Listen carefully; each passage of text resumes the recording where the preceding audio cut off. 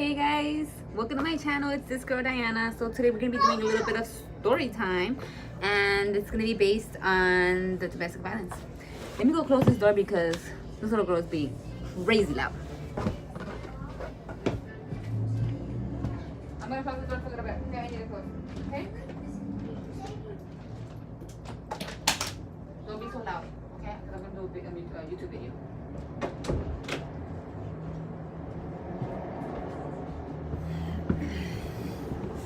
Alrighties, hey, I'm back. So just want to let you guys know a little bit about me and this window, me and my experience. So it was a crazy trip, right? It started when I was 20 and shit got real fast. 0 to 100 real quick. All right, anyways, I'm doing a lot better, you guys. The healing process has began, and honestly, it feels great. All right, it really does. Just because I'm getting a lot of resources everywhere now, I have my mind a little bit more on the focus side and more on the calm side and more on the happy side.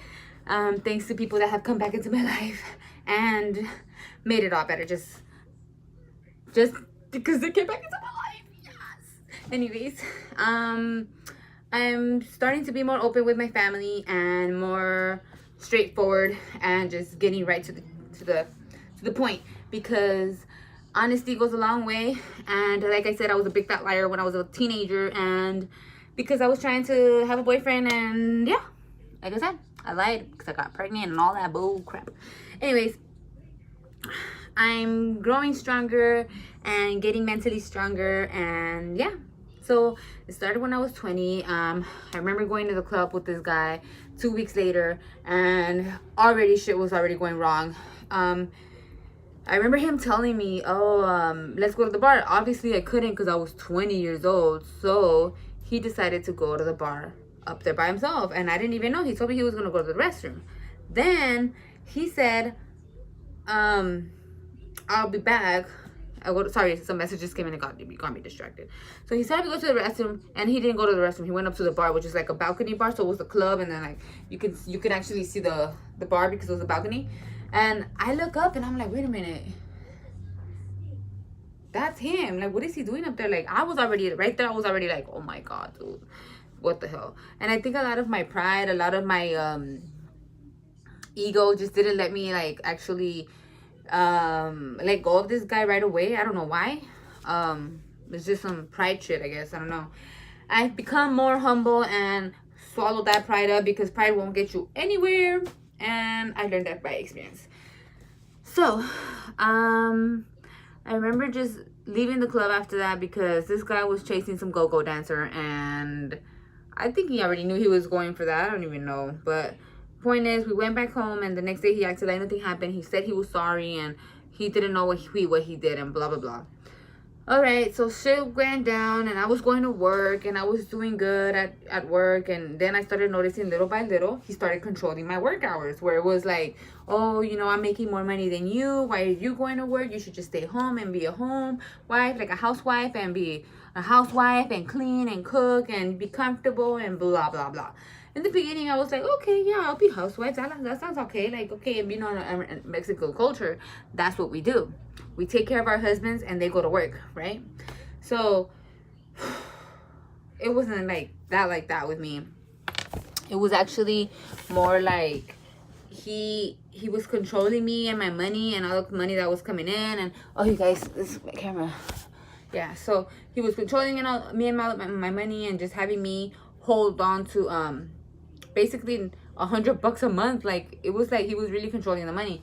The fact that he told me right away, like, oh, I want to control the money, kind of was like, all right, already a little skeptical, but I still let him control the money. And little by little, I started noticing that I wasn't really getting much out of it. You know what I mean? I had the red hair going on and everything, and it was okay. And I think I was brainwashed a little, and I think I was manipulated already right there, because he was already coming home late all the time. And I mean, at the time, I think he did have something to prove for, because he was paying rent and we were more comfortable.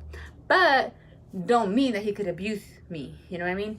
he did. He was still abusive, and he was coming home drunk, and just calling me all sorts of names. And I would basically just be fucking crying in bed, just literally balled up crying. And he would just walk past me, and wouldn't even say nothing. Like, just not even say, what's wrong? What did I do? Or like, are you okay? Nothing. He would just be like, why are you crying? Why are you crying? What's wrong with you now? What's wrong with you now? And I hated that shit, man. So it made me cry even more. I was a big crybaby, y'all. And finally, it's all got settled out. I don't cry that much anymore. I'm a really sentimental girl, so I'll probably be crying over novelas and TV shows and all these different kind of things. And I will cry probably if you told me a sad story. But for myself, I don't think I'll cry like that anymore, and I hope not to cry like that anymore. I think I've cried enough, more than enough, and he doesn't deserve my tears. Let's put it that way. So to all you little girls out there that are falling in love, and these guys are very, very controlling, and they will get very abusive. They will get very physically abusive and mentally abusive. The mentally part comes from the verbal abuse, and it fucks you up. You don't want to be in a fucked up place. Because it's a fucked up place to be at, y'all. Anywho, I've got my heart back. Yeah, I don't even know what I'm talking about, but one day I will let you guys know. Right now, I'm happy, and I'm loving myself. I've learned to love myself. I know I'm not an ugly girl, and if you think I'm ugly, well, that sounds like a personal problem. Fix it. So yeah, you guys, after that whole thing, I still went ahead and had a baby, y'all. I still went ahead and had a baby with him. And at the hospital, I remember that, I mean, the whole 9 months, it was okay.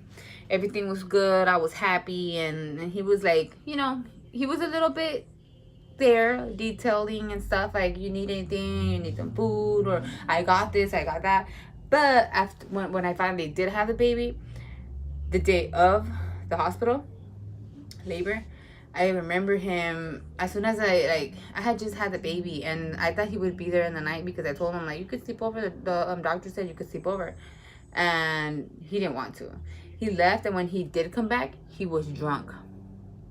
I was so sad, you guys. I couldn't even be mad. I think I was just so sad and depressed, and I think there is when it all started. Like, what the hell? I can't even believe you did that. Like, went ahead and got drunk on your daughter's birthday, like as if that was an excuse to get drunk.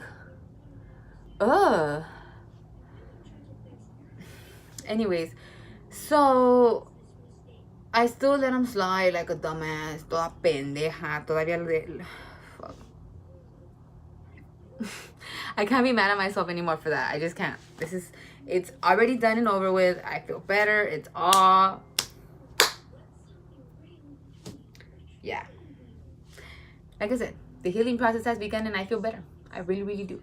And nothing anybody else can fucking bring me down, because it doesn't really matter. It doesn't matter. I know where I stand and where I'm going now, and it might not be what I expect, but I'm ready to get the worst, right? It is what it is, and I learned that the hard way, and we can't change anybody, and we can't always expect, right? So yeah, I've been having therapy sessions with a few friends and cousin that came through, and it was really nice having that. My therapist always tells me it's good therapy when you have people on your side and not against you, and it's just good to understand, you know what I mean?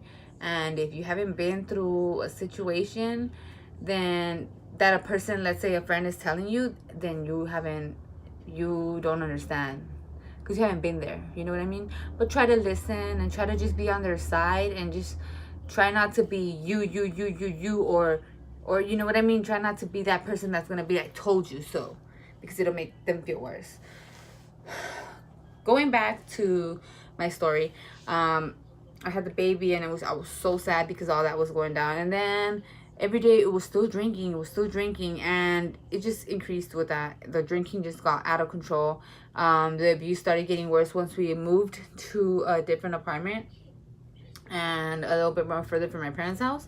And I guess he kind of looked at it as, okay, I got you further away, you can't just walk to your mom's house anymore, you know what I mean?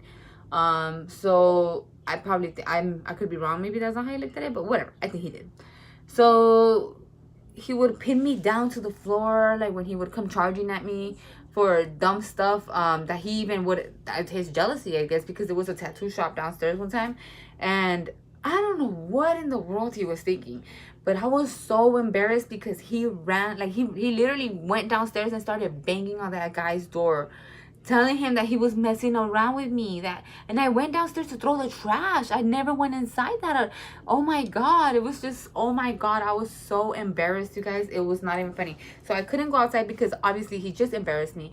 So I didn't even want to get seen by the man. And yeah, so from then on, it went like that. I was humiliated everywhere I was going, where he was checking out other girls. And I mean, do you think I want to go to a store where he's making me feel lower and he's making her feel better than me? No.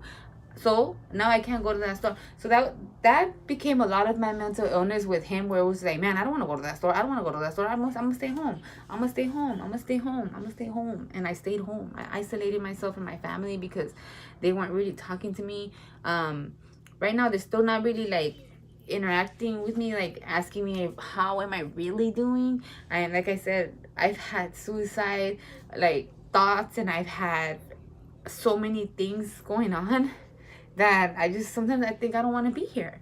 And I feel like they know that because I feel like I brought that up, but I totally understand why they don't understand me.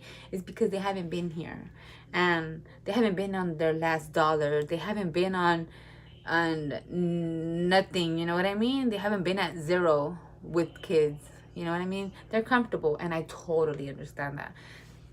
Lucky, right? So I just wish that they would just bring a little bit more of attention and to the mental illness, and really really Google it and see how severe it could really get. And if you feel alone, you will get that anyways. So yeah, that's how he made me feel. Even though I wasn't alone, I felt lonely as fuck because he wouldn't talk to me, he wouldn't listen to me, he would just abuse me for every type of stuff that I did. And this went through 9 years, you guys. It was a narcissistic like abuse, and it was a control that he had over me. And I'm glad to say that I'm out of it. I'm out of it, and I'm alive, and I feel good. And these are probably tears of joy, you guys. I swear to God, I'm not crying because I miss him. It's just, honestly, I don't miss him. And I feel good that now he wants me and I don't want him. And that's okay, because I hope that he understands that one day I did love him. You know what I mean? And he screwed it all up. It is what it is. I'm in a better place with my life right now. I'm in peace mentally, and I'm striving, I feel, and I hope to get where I want to get. And I want to thank all my friends who have supported me, especially some girl named Baloney. She actually supported me through a lot. And I don't mean to say some girl Baloney, but my friend Baloney, she supported me a lot. And I have another friend, Veronica, that reached out to me on Facebook, and I really really appreciate my cousin Jonathan that also came to visit me. All of you people that have reached out to me, thank you. I love you guys, and thanks for watching. Stay tuned for more videos. This girl Diana here. Subscribe, you guys. Subscribe and talk about me, and push the like button and comment down below. Leave your comments. Bye. Love you guys.